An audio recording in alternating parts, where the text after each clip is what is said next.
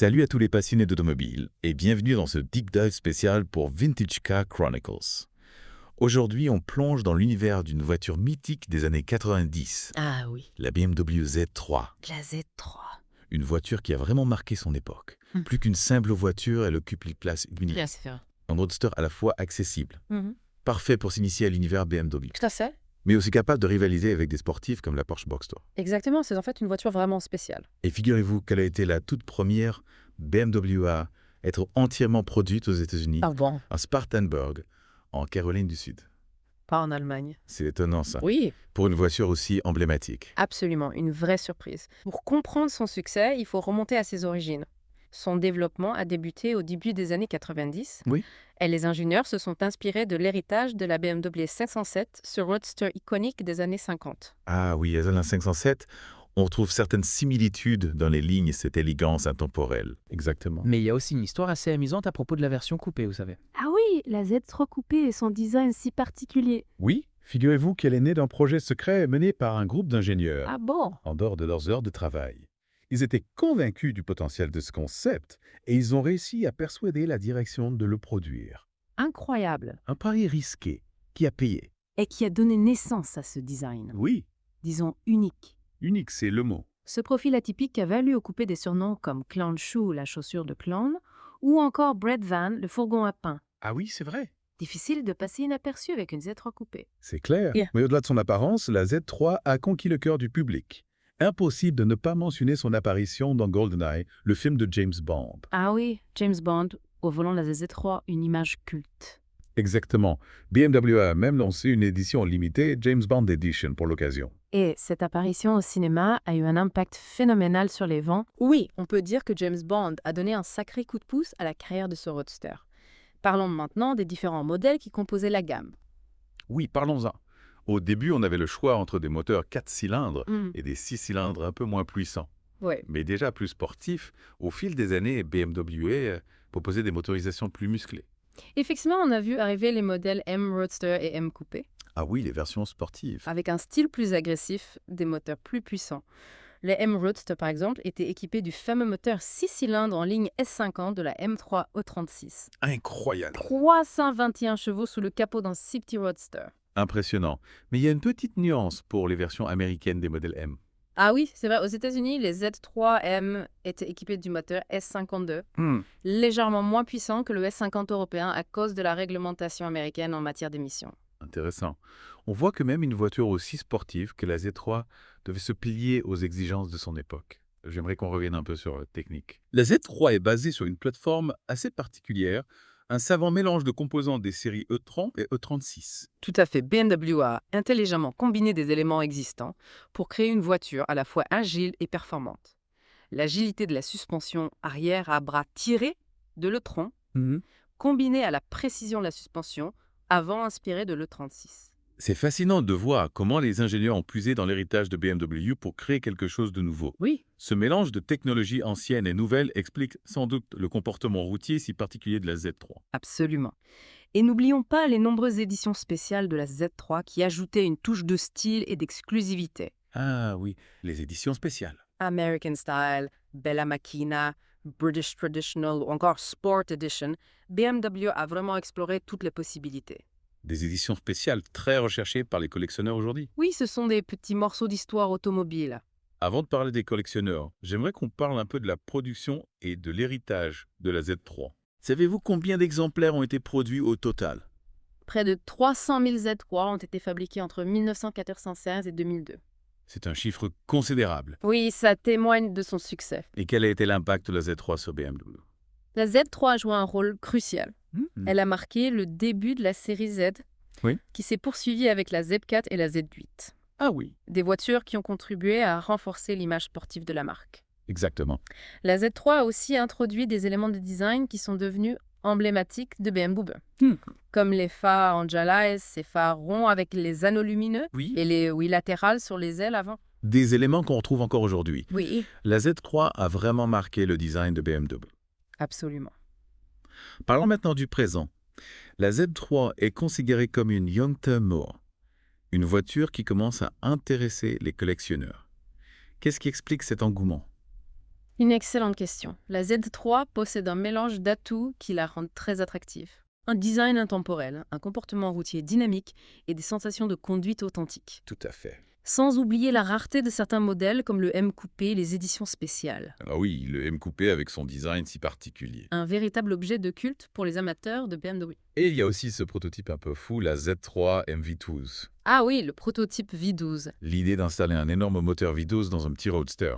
Ça peut sembler absurde. Mais ça témoigne de la patience des ingénieurs. Oui, une véritable légende. Une légende qui illustre parfaitement l'esprit d'innovation de BMW. Exactement. On a déjà couvert beaucoup de terrain, Oui, c'est vrai. de l'histoire de la Z3 à son héritage, en passant par les différents modèles et les éditions spéciales. Mais ce n'est pas fini. Dans la deuxième partie de notre Deep Dive, on va se pencher sur l'expérience de conduite. Qu'est-ce que ça fait vraiment de prendre le volant d'une Z3 ? On vous donne rendez-vous très vite pour la suite de notre exploration. Alors, prêt à prendre le volant d'une Z3? Carrément. On a décortiqué son histoire, sa conception, mais maintenant place aux sensations. Qu'est-ce que ça fait de conduire une Z3 ? Accrochez-vous, la Z3 offre une expérience de conduite brute authentique à des années-lumière des roadsters modernes avec leur électronique omniprésente. Plus authentique, c'est-à-dire. Imaginez une voiture qui se mérite, qui demande un vrai dialogue entre le conducteur et la machine.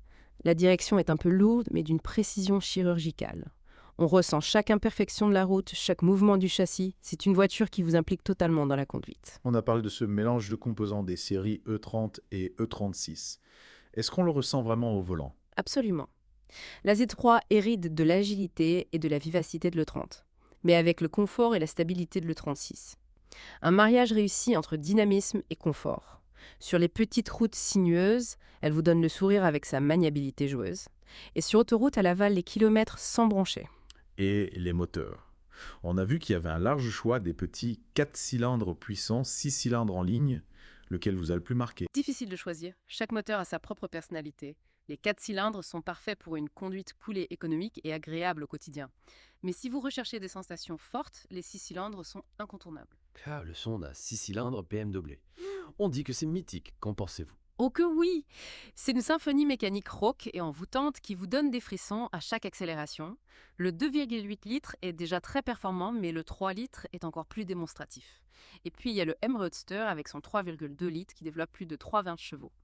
Là, on entre dans le royaume des véritables sportifs. Un plaisir qui doit se payer cher à la pompe, j'imagine. Disons qu'un 6 cylindres, ça aime bien se désaltérer. Mais on ne choisit pas une Z3 pour faire des économies de carburant. C'est une voiture plaisir, une voiture passion. On accepte ses petits défauts pour les sensations qu'elle procure. Justement, parlons des points faibles de la Z3. On a évoqué la capote qui peut parfois poser problème. Y a-t-il d'autres points à surveiller? Comme toute voiture qui a quelques années au compteur, la Z3 a ses petits caprices. La capote, en effet, peut s'user et laisser passer l'eau. Il faut aussi surveiller la corrosion, surtout au niveau des passages de roues du bas de caisse et du soubassement, ce sont les zones les plus exposées. Donc une inspection minutieuse s'impose avant tout achat. Exactement, n'hésitez pas à vous munir d'une lampe torche et à inspecter chaque recoin. Il faut aussi vérifier l'état des trains roulants, notamment les cylindres blocs, ces petites pièces en caoutchouc qui absorbent les vibrations et les chocs, les rotules et les amortisseurs. La Z3 a souvent été conduite sportivement, donc il faut s'assurer que la suspension n'est pas trop fatiguée. Et l'électronique, est-ce un point faible? La bonne nouvelle, c'est que l'électronique de la Z3 est assez simple. Moins de gadgets, moins de risques de panne, mais il peut arriver que certains capteurs ou actionneurs fassent des siennes. Il faut donc être vigilant et faire un diagnostic électronique complet avant d'acheter, histoire d'éviter les mauvaises surprises. Si on devait donner des conseils à ceux qui envisagent d'acheter une Z3, que leur diriez-vous? La première chose à faire, c'est de bien définir son budget et ses besoins. Est-ce une voiture pour tous les jours ou plutôt pour les balades du week-end? Quel niveau de performance recherchez-vous? Une fois que vous avez une idée précise de ce que vous voulez, vous pouvez commencer à chercher la perle rare. Et quelles sont les versions les plus intéressantes? Si vous recherchez le plaisir de conduire à l'état pur, je vous conseille une Z3 avec un 6 cylindres et une boîte manuelle. Le 2,8 litres est un excellent compromis entre performance et consommation, mais le 3 litres offre encore plus de sensations. Le M-Roadster, c'est le Graal, mais il est beaucoup plus cher et plus rare à trouver. Et les éditions spéciales? Les éditions spéciales sont très prisées des collectionneurs, donc elles sont souvent plus chères. Mais si vous avez un coup de cœur pour une édition particulière foncée, ce sont des voitures qui ont une âme, une histoire. Posséder une édition spéciale, c'est comme posséder un morceau de l'histoire de la Z3. Et l'entretien pour? Est-ce une voiture coûteuse à entretenir? Tout dépend de l'état de la voiture et de votre niveau d'exigence. Les pièces détachées sont assez faciles à trouver, mais certaines interventions peuvent être coûteuses, surtout si vous faites appel à un spécialiste BMW. Il faut donc prévoir un budget entretien conséquent, surtout si vous optez pour une version M. Un dernier conseil. Oui, prenez votre temps. Ne vous précipitez pas sur la première Z3 venue. Visitez plusieurs voitures, comparez les prix faits des essais routiers et surtout écoutez votre cœur. La Z3 est une voiture passion. Il faut que le coup de foudre soit là. Excellent conseil. On a bien décortiqué l'expérience de conduite, les points faibles et les conseils d'achat. Mais il nous reste encore des choses à découvrir sur la Z3, n'est-ce pas? Absolument. Dans la troisième et dernière partie de notre deep dive, on va s'intéresser à la place de la Z3 dans la culture populaire, à son héritage et à son statut de youngtimer. On vous réserve encore quelques surprises, alors restez avec nous. On a parlé de la Z3 sous toutes ses coutures, de l'histoire, de la technique, des sensations de conduite. Mais il y a un aspect qu'on n'a pas encore vraiment exploré. Sa place dans la culture populaire. On a évoqué James Bond, mais est-ce qu'il y a d'autres moments marquants? Oh oui, absolument. La Z3, elle a vraiment marqué les esprits. Au-delà de James Bond, elle a fait des apparitions dans plein de films, des séries de télé, même des clips musicaux. C'est devenu une vraie icône des années 90. Un symbole de liberté, de réussite. C'est vrai qu'on la voit souvent dans des productions américaines. Est-ce que le fait qu'elle ait été fabriquée aux États-Unis, ça a joué un rôle dans cette image? Ah oui, complètement. La Z3, c'est un peu le rêve américain incarné. Cette idée qu'on peut réussir, être libre tout en restant accessible. Et puis, le fait qu'elle soit la première BMW produite entièrement aux US, ça a forcément renforcé ce lien avec la culture américaine. En parlant d'héritage, quel impact a eu la Z3 sur l'industrie automobile? Est-ce qu'elle a inspiré d'autres constructeurs? Sans aucun doute, la Z3, elle a ouvert la voie à une nouvelle génération de roadsters, plus moderne, plus accessible. Elle a montré qu'on pouvait allier plaisir de conduite et prix raisonnable. Du coup, ça a donné des idées à d'autres constructeurs qui ont lancé leur propre modèle de roadster compact et sportif. On peut dire qu'elle a relancé la mode des roadsters, un peu en perte de vitesse à l'époque. Et pour BMW, c'est quel impact ça souhaite? Pour BMW, la Z3, c'est un vrai succès stratégique. Elle a permis de conquérir un nouveau public, plus jeune, plus féminin aussi, attiré par son design élégant, ses performances. Et puis, elle a marqué le début de la série Z, qui s'est poursuivie avec la Z4, la Z8, des modèles qui ont contribué à l'image sportive et dynamique de BMW. Aujourd'hui, la Z3, c'est une youngtimer, une voiture qui a entre 20 et 30 ans et qui commence à attirer les collectionneurs.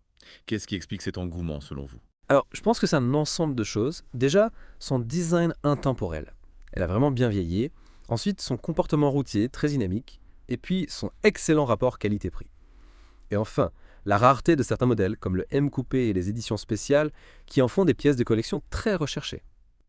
C'est vrai que le M Coupé, avec son design si particulier, c'est devenu un vrai objet de culte pour les amateurs de BMW. Tout à fait. Et puis, il y a l'aspect nostalgique aussi. La Z3, elle nous rappelle une époque où les voitures étaient plus simples, plus authentiques, plus centrées sur le plaisir de conduire. Et dans un monde de plus en plus technologique, aseptiser cette authenticité, elle a beaucoup de charme. On dirait que la Z3, elle a tout pour plaire aux passionnés d'automobile. Design, performance, histoire. Oui, c'est une voiture qui a une âme, une personnalité, et en plus elle est encore relativement abordable, ce qui la rend accessible à pas mal de monde.